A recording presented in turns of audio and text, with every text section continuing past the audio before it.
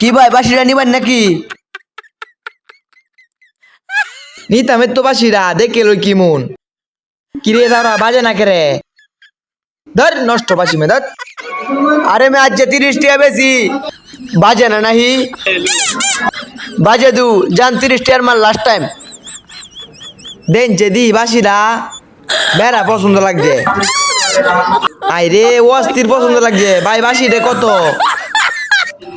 আচ্ছা আপনি যদি নিতে আপনার লাগে একদম 30 টাকা রাখুন যাবো। হ্যাঁ সাথে পুরো কয় কি রে দেই তো